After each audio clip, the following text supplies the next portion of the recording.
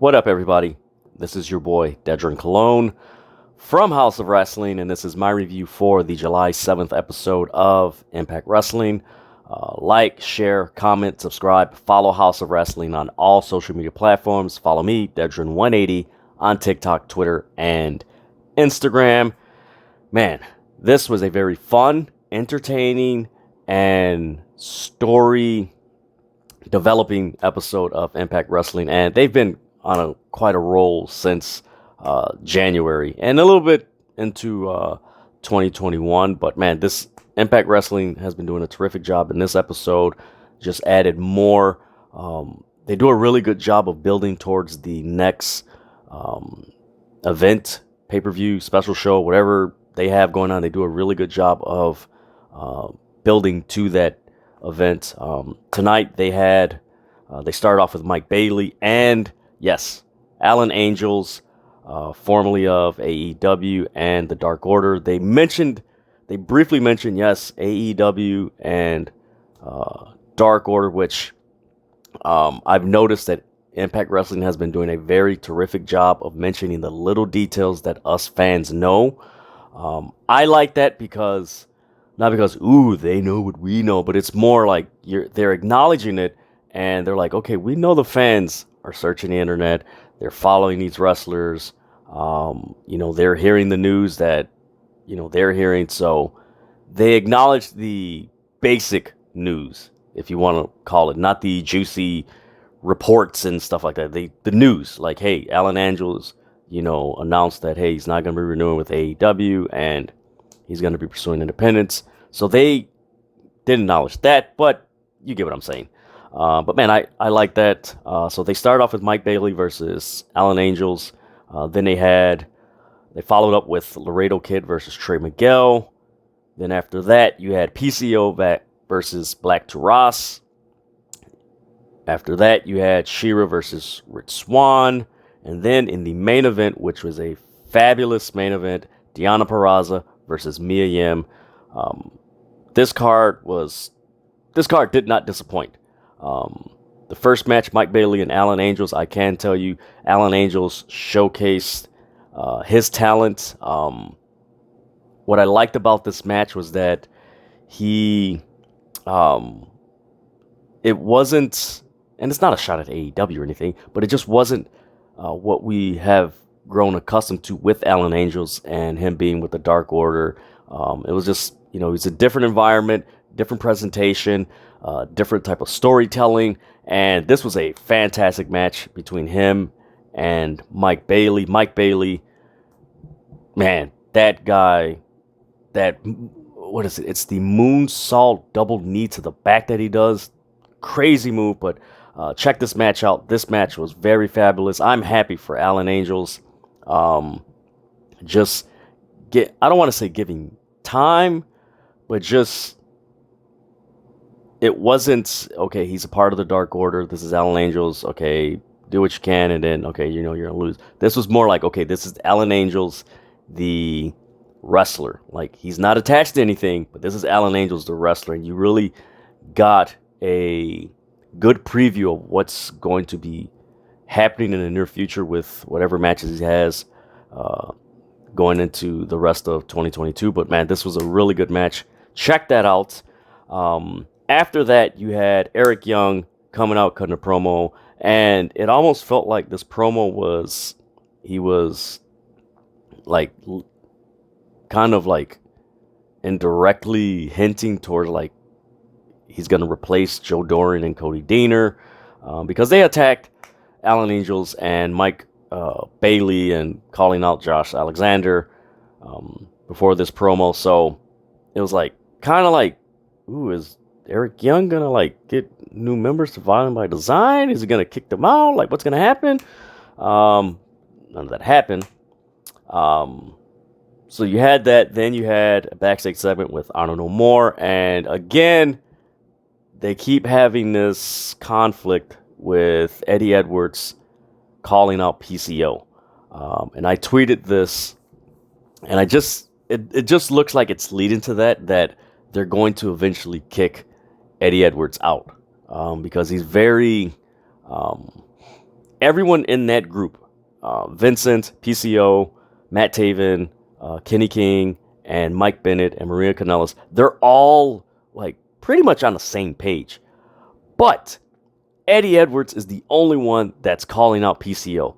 And in this promo, it was just subtle, and it's just like, man, is this going to lead to them kicking out Eddie Edwards?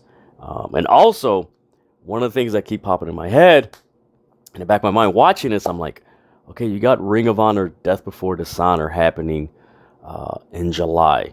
I believe July 23rd this month. Yeah, it's this month. Oh, forgive me, guys. So, are they going to show up at Death Before Dishonor? Like, what's going to happen with them? Of course, later on, the Bullet Club challenged them for a match next week. But yeah, this PCO and Eddie Edwards, like this whole thing, like, where is this going? Like, is Eddie Edwards going to get kicked out of Honor No More? Because it kind of has that feeling like it's leading to that to some extent.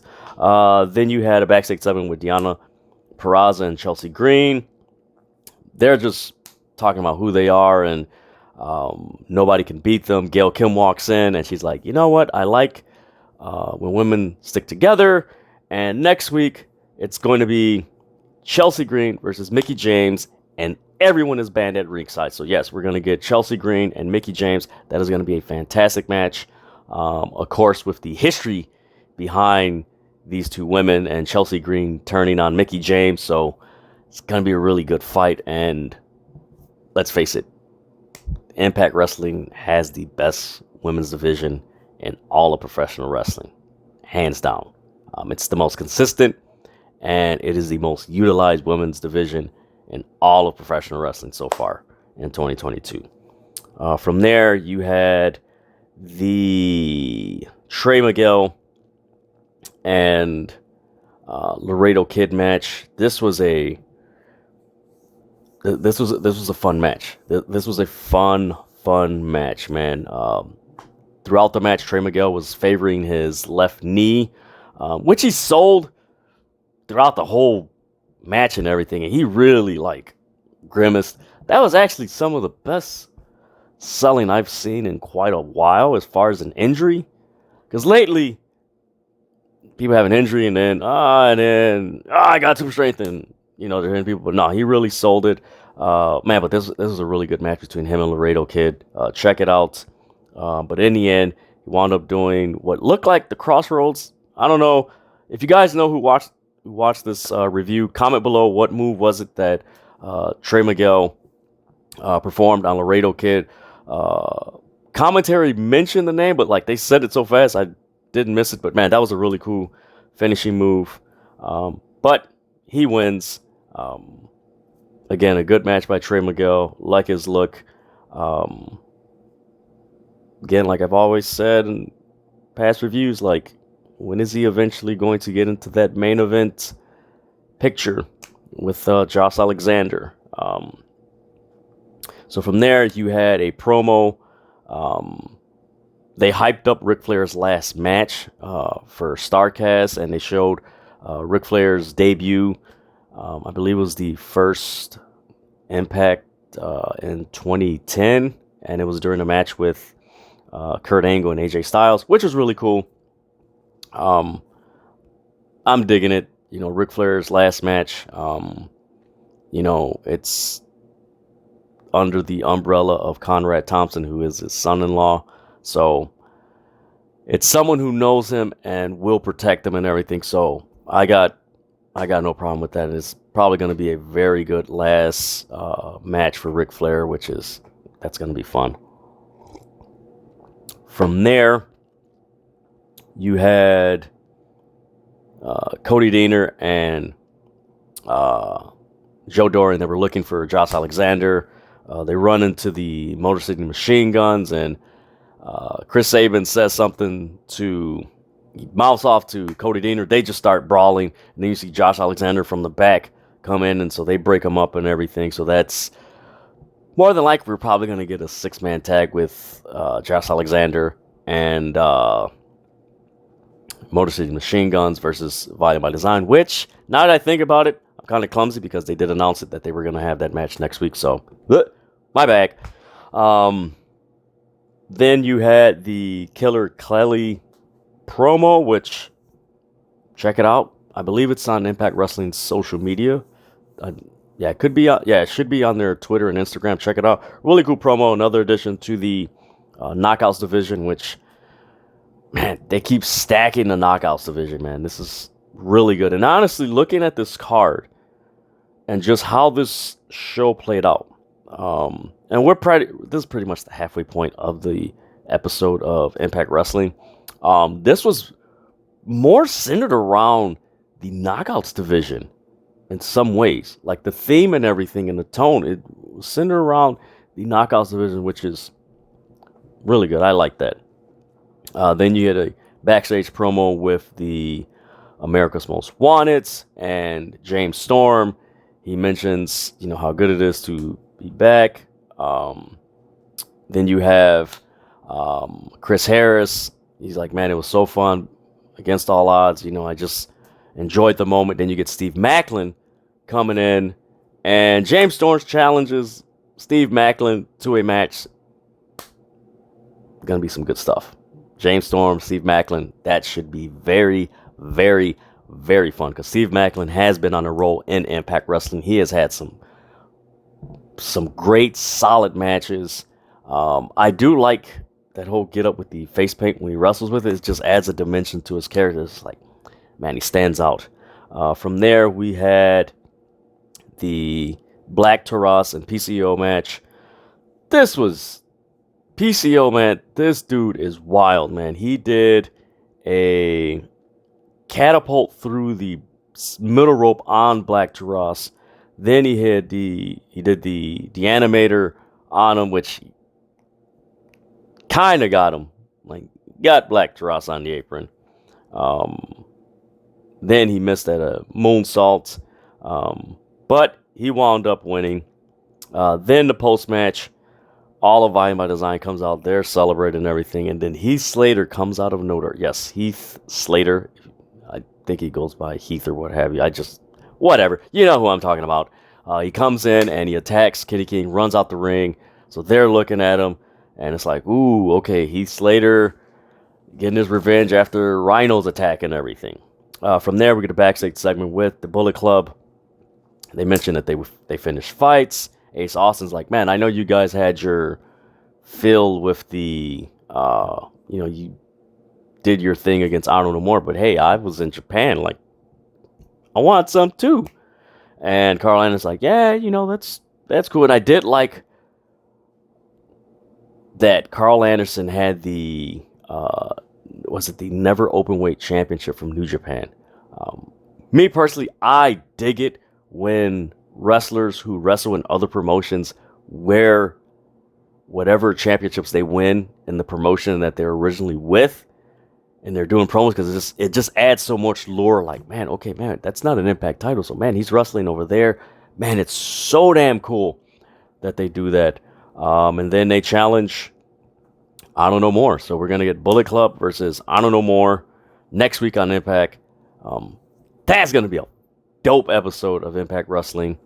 From there, we get Gujar challenging Brian Myers. Brian Myers like, okay, in order for you to challenge me for the Digital Media Championship, you got to defeat Johnny Swinger. So we might get that next week. They did it, and I don't recall them announcing it, but I do recall them announcing the Chelsea Green Mickey James match, the Steve Macklin James Storm match, the Tenille Dashwood and Masha Slamovich match, I Don't Know More versus Bullet Club, and Volume by Design versus Motor City Machine Guns and Josh Alexander. So they did announce that. So I don't know if they're going to announce the Gujar Johnny Swinger match for next week or the week after. Give me, guys. Looking forward to it. I'm a big fan of Gujar. He's got a look, like I've said before, I just wish they just put him with Shira and Raj Singh. They just fit. Like, they fit. You need a different tag team, something that looks different, more diverse. presentation as far as the tag team divisions, because it feels like we're seeing the same tag teams in Impact Wrestling. It's just like mix it up. From there, you had the Shera Rick Swann match. Rick Swann defeated Shera. They did do a callback of their interaction backstage against All Odds. Rick Swann did the 450 splash for the pin. 1, 2, 3. Really decent match. I was shocked that Rick Swann won because of the interaction that they had against All Odds, and they just played it up to like, man, she was going to beat the hell out of Rick Swann. And in this match, I mean, it was back and forth, but Rick Swann got the upper hand, so we'll see where that goes. If it's going to be Raj Singh and Shera versus Rick Swann and Gujar, I wouldn't mind that tag team. Gujar versus Rick Swann. That might actually be a dope tag team if they're not going to do Gujar with Raj Singh and Shera. But pretty cool moment. Good to see Rick Swann. I mean, it's crazy to think last year he was in the world title picture, and now he's just like, he's not kind of in the X division, maybe just there. It's like, oh man. But that was a cool match. Then you had a backstage segment with Giselle Shaw and the Influence. The Influence, they were not happy with Giselle Shaw because she was supposed to defeat Masha Slamovich to prevent Masha Slamovich from going after them. Didn't happen. They're like, this isn't working. And he's like, you know what? We got to try something else. And they leave. So, interesting storyline between Giselle Shaw and the Influence. Could we see Masha Slamovich and Giselle Shaw form a tag team for the Knockouts Tag titles? We'll see. Then you had another backstage segment with Ty Valkyrie and Rosemary, and this was all just alluding to them finding Havoc. And Ty Valkyrie's like, we got to find Havoc, and Rosemary's warning her, like, look, where we're going to go is a weird place. You don't want to, you don't, we don't have to do it to ourselves. You're going into the undead realm. And Ty Valkyrie's like, well, we're friends, and friends do everything together. They're like, next week they're going to find Havoc. So more than likely, we're going to get some segments of Ty Valkyrie and Rosemary searching for Havoc, which should be pretty cool. It's interesting to think how long Decay has been around, because it's going on, was it 6 years when they were in the Ultimate Deletion with the Hardys? Or no, was it 6 years with the Hardys? No, the Ultimate Deletion was Matt and Jeff Hardy, but the match between the Hardys and was that the Ultimate 1 or 2? Forgive me, guys. But it's been 6 years when they feuded with the Hardys, and it's crazy how long they've lasted, but we'll see where this goes. It should be entertaining watching Ty Valkyrie and Rosemary search for Havoc. That should be a lot of fun. Then, of course, the main event. Yes, the main event, Mia Yim versus Deonna Purrazzo. Winner faces Jordynne Grace at Emergence. This match, man, kudos to Deonna Purrazzo and Mia Yim. While I was watching this match, I was saying to myself, it's crazy to think that WWE really didn't utilize Deonna Purrazzo in NXT.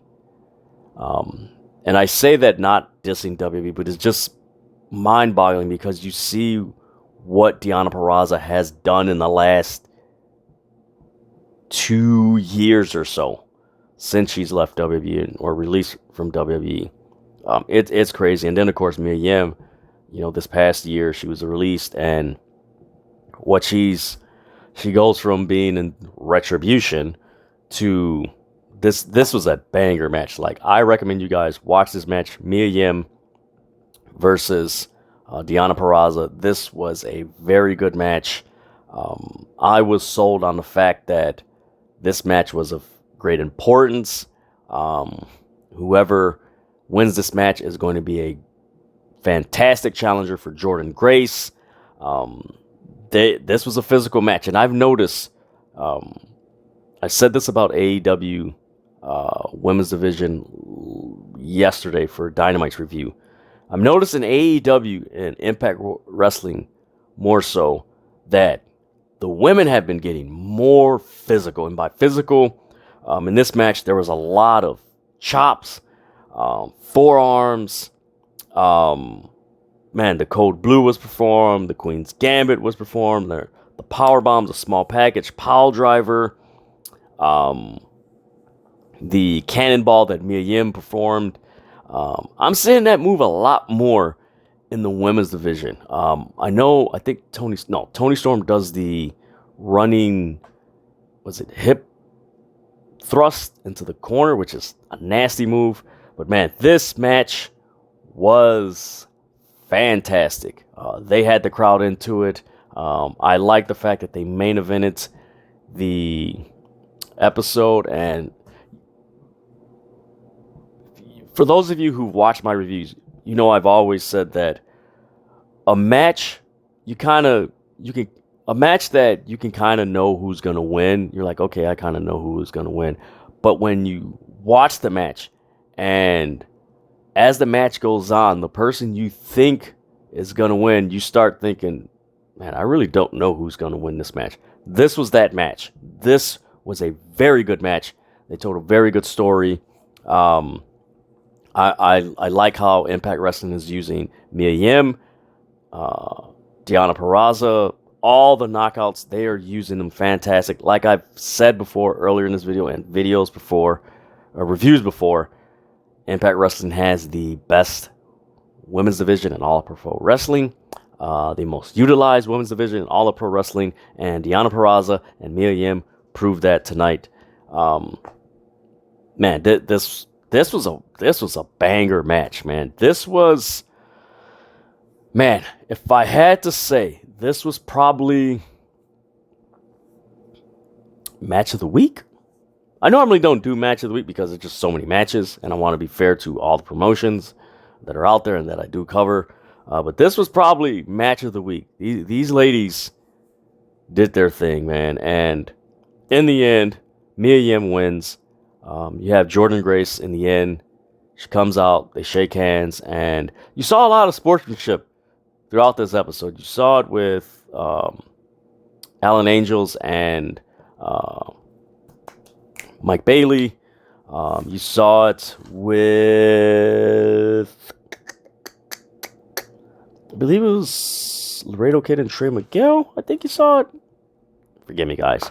But yeah, so we got Mia Yim versus Jordan Grace. Pretty much set for Emergence. That's going to be a great match. This episode of Impact Wrestling was so fun. Just reviewing it, man, is like, man, this was, a lot went down, but it's so fluid. And I think that's the biggest compliment you could give to Impact Wrestling this year, and even, latter part of last year. Like, their show has been so fluid with so many things and so many moving parts, and just simple, effective storytelling that just keeps you engaged. And this episode delivered. And like I said, I'm looking forward to next week. Chelsea Green versus Mickie James, Steve Macklin versus James Storm, Tennille Dashwood versus Masha Slamovich, Honor No More versus Bullet Club, Violent by Design versus Motor City Machine Guns, and Josh Alexander. That's a stacked card next week for Impact Wrestling. But man, check out the Deonna Purrazzo Mia Yim match.